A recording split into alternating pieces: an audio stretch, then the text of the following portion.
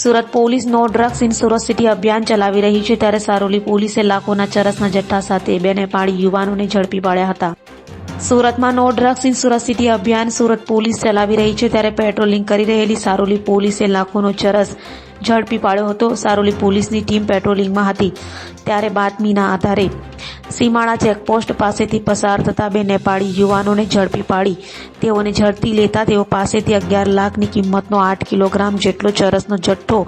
મળી આવ્યો હતો, જેથી સારોલી પોલીસે તેઓની ધરપકડ કરી વધુ તપાસ હાથ ધરી છે। સુરત શહેર પોલીસ કમિશનર શ્રી અજય તોમર સાહેબના માર્ગદર્શન હેઠળ અને તેમના સ્લોગન મુજબ નો ડ્રગ્સ ઇન સુરત સિટીના સૂત્ર મુજબ સુરત શહેર પોલીસના સારોલી પોલીસ સ્ટેશનના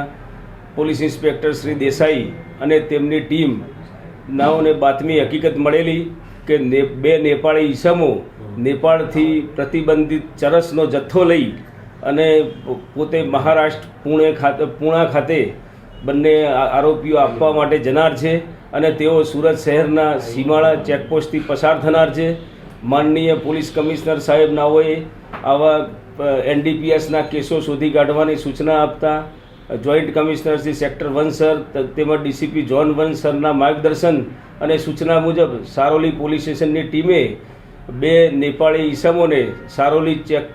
સારોલી પોલીસ સ્ટેશનની સીમાડા ચેકપોસ્ટ ખાતે આશરે 9 કિલો જેટલા ચરસના જથ્થા સાથે પકડી પાડેલ છે। તે સિવાય આરોપીઓ પાસેથી નેપાળ રાષ્ટ્રની જુદી જુદી ચલણી નોટો તેમજ તેના નેપાળના પ્રમાણપત્ર પણ મળેલ છે, જેથી તેઓ નેપાળી હોવાનું પ્રાથમિક દ્રષ્ટિએ જણાઈ આવેલ। તેઓની પૂછપરછ દરમિયાન બંને આરોપીઓએ નેપાળમાંથી જુદી જુદી જગ્યાએથી ચરસનો જથ્થો એકત્ર કરી અને એક સંદીપ નામના વ્યક્તિ કે જે પુણે મહારાષ્ટ્ર ખાતે તેને ડિલિવરી કરવા જતા હતા, એ દરમિયાન સુરત ખાતે બસ બદલી અને પૂણા જવાના હતા અને બાતમી હકીકત આધારે બંને ઈસમો પકડાઈ ગયેલ છે અને તેમની પાસેના જે NDPS ડ્રગ્સ